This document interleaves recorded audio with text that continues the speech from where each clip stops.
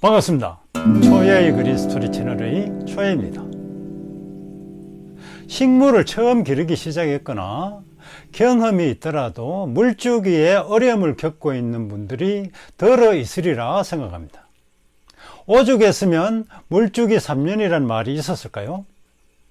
그만큼 화분 식물에게 물주기가 어렵다는 말이겠죠. 아무튼 대부분의 가정에서는 물을 제때 주지 않아 식물이 말라 죽는 게 아니라 토양의 과습으로 죽는 경우가 더 많은데 물주기가 정말 그렇게 까다로울까요? 물을 좀 자주 줘도 식물이 잘 살 수 있게 할 수는 없을까요?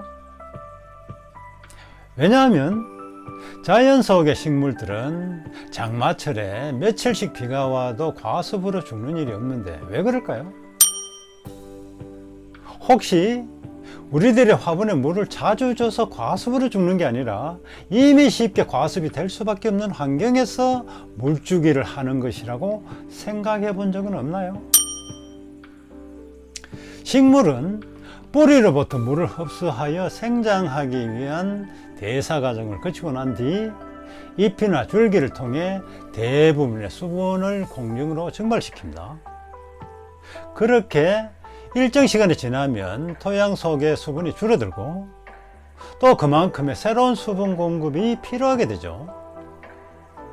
그렇다면 우리들의 식물이 토양 속의 물을 잘 흡수하도록 한다면 물을 좀 자주 줘도 아무 문제가 없겠죠.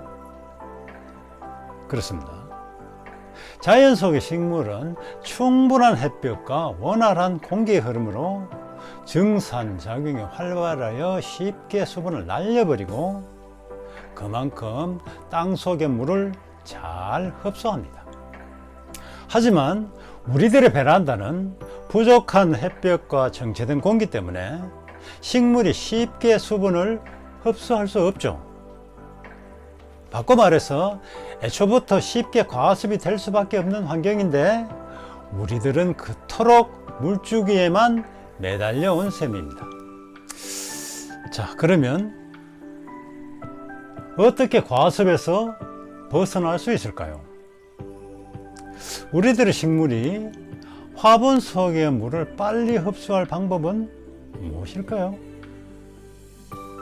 식물은 햇볕이 어두울 때보다 밝을 때, 온도가 낮을 때보다 높을 때, 공기의 흐름이 정치될 때보다 원활할 때, 습도가 높을 때보다 낮을 때 흙 속의 물을 더 빨리 흡수합니다.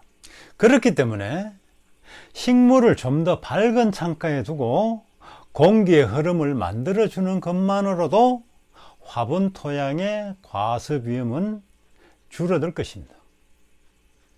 물론 예전에도 식물 애호가들은 공기의 흐름의 중요성을 알고 그것을 가끔씩 창문을 열어 외기 공급을 해줘야 한다 하고 이야기했지만 식물 팬을 돌려 인위적으로 공기의 흐름을 일으켜 줘야 한다는 사실은 상당히 근래의 일인 것 같습니다. 어떤가요? 과습으로 실패한 경험이 많았다면 식물 팬을 한번 돌려 놀라운 경험을 해보시는 것이, 내용이 도움이 되었다면 구독과 좋아요 많이 눌러주십시오. 감사합니다.